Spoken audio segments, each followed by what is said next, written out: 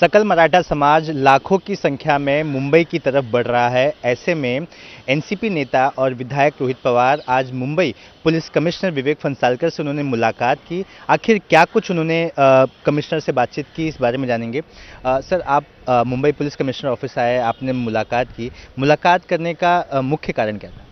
नहीं, वहाँ पे मैं एक लोगों का रिप्रेजेंटेटिव के नाते नहीं गया था, मैं एक नागरिक करके गया था।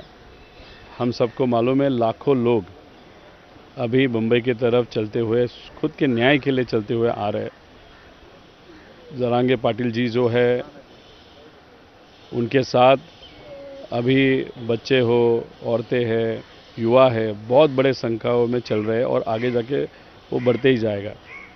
अगर लोग यहाँ पे इतने संख्याओं से आ रहे हैं, जब हम सुबह बीएमसी कमिश्नर साहब मैडम से मिले तब उनका उनके लेवल पे काम चल रहा है, लेकिन गवर्नमेंट से अभी तक उनको कुछ इन्फॉर्मेशन मिली नहीं, ऐसे हमको वहाँ पे पता चला। सीपी साहब का उनके लेवल पे काम चल रहा है। कोर्ट ने उनको जो बताया था कि एक आध लोकेशन आप सजेस्ट करो, वो लोकेशन उन्होंने सजेस्ट किया। अभी किस लोकेशन पे जरांगे पाटिल जी आएंगे और उनके साथ लाखों लोग आएंगे, वो गवर्नमेंट और जरांगे पाटिल जी और उनकी जो टीम है वो डिसाइड करेंगे। लेकिन हम सबका ये कहना है कि इतना लाखों से लोग आ रहे हैं तो उनका रहने का, टॉयलेट्स हो, पानी और अलग जो व्यवस्था लगती है हेल्थ की हो या जो भी है, वो भी करने का प्रयास ये प्रशासन मतलब गवर्नमेंट बॉडी के माध्यम से होना चाहिए, ऐसे हम सबका कहना है। पुलिस को भी हमने विनती किया है कि औरतें वहाँ पे आएंगी तो वहाँ पे कुछ भी गलत चीज़ न होए, इसकी जिम्मेदारी पुलिस की होती है, वो उस तरीके से काम करे, ऐसे हमने विनती वहाँ पे की है। बॉम्बे हाईकोर्ट कल याचिका सुन रहा था, जिसके बाद एक नोटिस जारी करने के लिए कहा गया था लोकल पुलिस स्टेशन को, ये कहते हुए कि आज़ाद मैदान की कैपेसिटी उतनी नहीं है जितने की लोक संख्या मुंबई की तरफ बढ़ रही है। शिवाजी पार्क में किसी भी तरह का परमिशन सिर्फ बीएमसी दे सकती है, लेकिन 26 तारीख को गणतंत्र दिवस है, इस वजह से समारोह है। मुंबई पुलिस ने एक ऑप्शन दिया है नवी मुंबई खारघर का, कि वहाँ पर इतनी बड़ी संख्या अकोमोडेट हो सकती है। क्या सरकार सकल मराठा समाज को मुंबई से दूर रखना चाहती है? आर्थिक राजधानी में अगर मराठा समाज के लोग आते हैं तो ये और भी बड़ा संदेश जाता है। क्या आपको लगता है इस तरह की हम जो सबका कहना ये है कि जरांगे पाटिल जी ने सरकार को बहुत ज़्यादा टाइम दिया था। उनका भी कहना था, जो भी सोशल वर्कर्स उनके साथ चल रहे समाज के हित के लिए, उनका भी कहना था कि आप कुछ तो इंटरैक्शन करके कुछ कॉन्क्रीट डिसीजन ले, लेकिन सरकार ने कभी भी उस विषय को सीरियसली नहीं लिया। अगर सीरियसली लेके कुछ कॉन्क्रीट ऐसा जो एक प्लानिंग होता है अगर सरकार से मिल जाता तो जरांगे पाटिल जी यहाँ तक आते ही नहीं, चलते ही नहीं। लेकिन सरकार से कुछ भी पॉजिटिव रिस्पांस नहीं आ रहा था।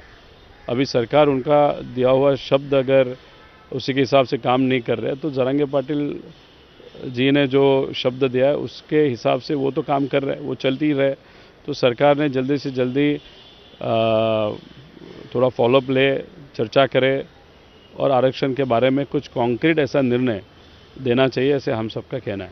जहांगीर पाटिल ने दोनों उप मुख्यमंत्री और मुख्यमंत्री को साथ बैठकर बात करने के लिए कहा है कि अगर आपको लगता है कि मुंबई नहीं आना चाहिए, हमें मुंबई आने का शौक नहीं है, लेकिन जो हमारी मांग है उसे लेकर साथ में बैठें, बात करें, बताएं, एक साफ पिक्चर दें कि आखिर कब क्या होने वाला है। तो कोई भी इम्पोर्टेंट काम अगर कोई भी कर रहा होगा, मुख्यमंत्री साहब हो या दोनों उप मुख्यमंत्री हो, वो सब काम छोड़ के साथ में बैठना चाहिए और जो भी पॉजिटिव रिप्लाई है वो देना चाहिए। कल के दिन की बात करें, इससे अलग दूसरा सवाल ईडी से जुड़ा हुआ है। आपसे करीब 11 घंटे तक आप ईडी कार्यालय में थे। बारामती एग्रो को लेकर जो आरोप है, कथित आरोप है मनी लॉन्ड्रिंग का, उसे लेकर आपको बुलाया गया था। आपको दोबारा भी समन्स किया गया है।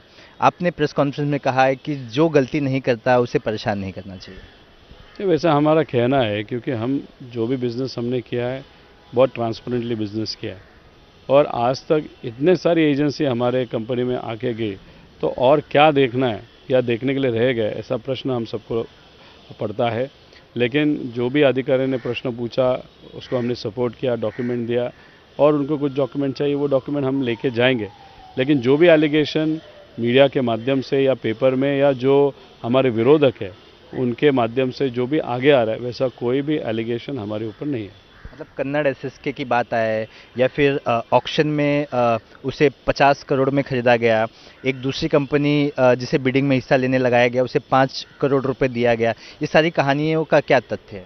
अभी देखो ना, मैं वही बता रहा हूँ, जो मेरा इंटरनल डिस्कशन हुआ, इस तरीके का प्रश्न मुझे वहाँ पे किसी ने नहीं पूछा। अगर वहाँ पे पूछा ही नहीं है तो आप एक काम कर सकते हो, ईडी को पूछ सकते हो हमको क्या प्रश्न पूछा। अगर ईडी ने आपको उत्तर दिया तो समझ में आएगा कि मैं क्या बोल रहा हूँ, वो क्या बोल रहा है। अभी जो प्रश्न पूछा ही नहीं, उसी प्रश्न पे अगर हम बात करें या आपको गलत इन्फॉर्मेशन कोई शायद एखादा जो बीजेपी का इन्फॉर्मर है वो दे रहा है और मेरा नाम खराब करने का कोशिश ये सरकार में जो लोग हैं वो कर रहे हैं, ऐसा हम सबका कहना है। इसलिए कल मैंने यही भी कहा कि अगर मेरा नाम खराब करने का प्रयास किसी भी व्यक्ति ने, नेता ने अगर किया तो डेफिनेटली हम उनके ऊपर जो भी डिफेमेशन का केस है वो डालेंगे। ये जो बैंक का घोटाला है, एमएससीबी बैंक का घोटाला, ये 25,000 करोड़ के आसपास का घोटाला बताया जाता है। इसमें कई और नाम थे जो आज जिनकी चर्चा होती थी वो आज सत्ता में हैं। तो क्या ऐसा लग रहा है कि जो सत्ता में नहीं है उन्हें दबाने की कोशिश किया जाए? आप युवा चेहरा हैं, आपके कई समर्थकों को हमने देखा जो आपके समर्थन में वहाँ पर 12 घंटे तक खड़े थे। तो आपको क्या लगता है कि जो सरकार के खिलाफ मजबूत कदम दिख रहा है उसे दबाने की कोशिश की जा रही है, या फिर ये जो कार्रवाई है ये बराबर ठीक तरह से की जा रही है कि कुछ लोगों को ना बुलाया जाए? As far as government officers are concern या जो भी ईडी के अधिकारी है उन्होंने उनका काम किया है। उन्होंने मुझे प्रश्न पूछा, डॉक्यूमेंट मंगाया, वो मैं दूंगा, उनको कोऑपरेट करूँगा, उन्होंने मुझे कोऑपरेट किया है। रहा प्रश्न ये जो पॉलिटिकल वेंजेंटा या जो भी है, तो अगर आप नॉर्मल लोगों से अगर बात करें, कॉमन पीपल से बात करें, उनको पूछे तो उनको क्या लगता है, तो उनका यही कहना है ये जो भी हुआ है वो राजनीति का एक भाग है। एक आध व्यक्ति बीजेपी के खिलाफ अगर बोल रहा है तो उसका आवाज़ दाबने का ये प्रयास है। आप आप सत्ता में भी रह चुके हैं, तो कि राजनीतिक गलियारों में क्या चर्चा होती है कि ईडी को इस तरह से इस्तेमाल करें, क्योंकि जितने भी केसेस होते हैं वो सारे विपक्ष के नेताओं, आपने रविंद्र वाइकर, आपसे पहले एक दिन पहले उन्हें समन्स था, फिर आपको समन्स था, फिर किशोरी पेडनेकर को आज समन्स था, उसके बाद संजय राउत के भाई को भी समन्स किया गया है अगले हफ्ते के लिए। तो क्या लग रहा है कि विपक्ष में जो बैठे हैं वही घोटाला करते हैं या फिर उन्हीं की चीज़ें सामने आ रही हैं? पॉलिटिकल सर्कल में एक चर्चा है जो बताना चाहता हूँ कि बहुत सारे लोग ईडी को डर के या जो भी कार्रवाई वो कर रहे हैं उनको डर के बीजेपी के पास गए हैं। लेकिन बहुत कम लोग हैं कि जो डरते नहीं, जो लड़ते हैं, और उन कम लोगों में 4-5 लोग जो है उनमें मेरा नाम लिया जाता है, उसका अभिमान मुझे है। क्या आपको कभी अप्रोच हुआ है कभी कहीं से कि आप आ जाइए तो फिर चीज़ें नहीं होंगी? मैं इतना ट्रांसपेरेंट हूँ, जैसे मैंने कंपनी ट्रांसपेरेंटली चलाई है, तो शायद वो धाड़स या वो गट्स किसी में नहीं है कि उन्होंने मुझे कहा चल आ जाओ उस साइड। तो वो शायद मुझे लगता है कि that's a credit which goes to the way I work. आखिरी सवाल, आप 1 तारीख को दूसरे समन्स पर जाने वाले हैं या फिर समय की मांग करेंगे, जो दस्तावेज मांगे गए हैं उन सब चीज़ों के लिए आप तैयार हैं 1 तारीख को? अरे जाएंगे ना 1 तारीख को, अभी सुबह 10 साढ़े 10 मुझे बुलाया, हम डेफिनेटली जाएंगे। जो भी डॉक्यूमेंट देना जाए, क्यों डिले करने का, जो भी है स्ट्रेट फॉरवर्ड जाके उनको सपोर्ट करना, डॉक्यूमेंट देना, जो भी कार्रवाई एक जो भी सिटीज़न का जो काम है उसके हिसाब से सपोर्ट करना, वो मैं सपोर्ट कर रहा हूँ। क्या लगता है भ्रष्टाचार होने का एक टैग लगाया जाता है, समन्स कराकर बुलाना, पूछताछ करना, क्योंकि कोर्ट ने भी अपने एक आदेश में कहा था कि ईडी के कन्विक्शन रेट बड़े ही स्लो हैं, बहुत ही स्लो उनका इन्वेस्टिगेशन होता है, नतीजे तक नहीं पहुंच पाता है।